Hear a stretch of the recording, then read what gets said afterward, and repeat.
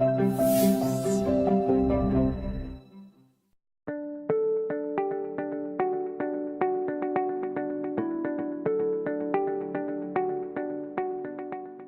Charles de Gaulle Express, il part de Roissy. La liaison Roissy-Paris, elle se fait en général par la gare du Nord, hein, puisque le RER qui va dans cette direction-là, il passe par la gare du Nord. Gare du Nord, gare de l'Est, ce sera une seule et même gare. Aujourd'hui, elle se tourne le dos.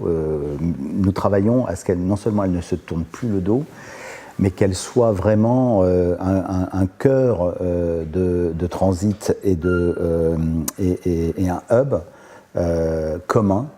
Et bien évidemment, nous aurions bien aimé mettre l'arrivée du Charles de Gaulle Express à la gare du Nord, mais c'était impossible en termes de saturation, et donc c'est pour ça que la gare de l'Est a été choisie.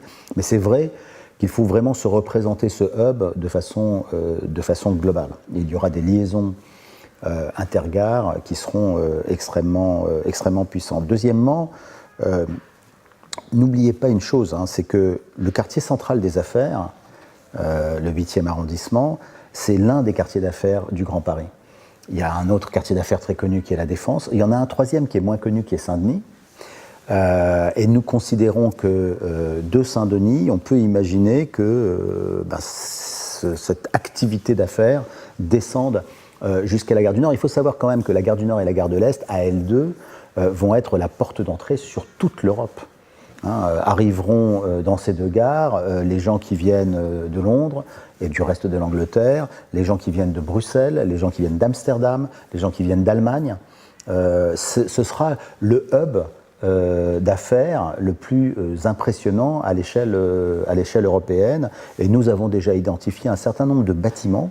Je pense notamment à un hôpital qui va être abandonné par la PHP, qui est exactement à la frontière de la gare du Nord et de la gare de l'Est, qui pourront être transformés en centres d'affaires et qui permettront aux hommes d'affaires de pouvoir travailler de façon limitée dans le temps, de pouvoir se rencontrer, de pouvoir faire des réunions et de pouvoir faire du travail d'équipe. Donc, je pense que la notion de quartier d'affaires pour la métropole du Grand Paris, il faut peut-être la repenser. D'ailleurs, c'est une des choses que nous allons essayer de faire. Et il faut la repenser de façon globale, en essayant de bien voir l'articulation qu'il y a entre les différents sites. Il y a un autre centre d'affaires important qui est du côté d'Issy les Moulineaux et du 15e arrondissement, avec notamment le parc des expositions et la tour Triangle qui sera construite, j'en suis convaincu, dans des délais raisonnables.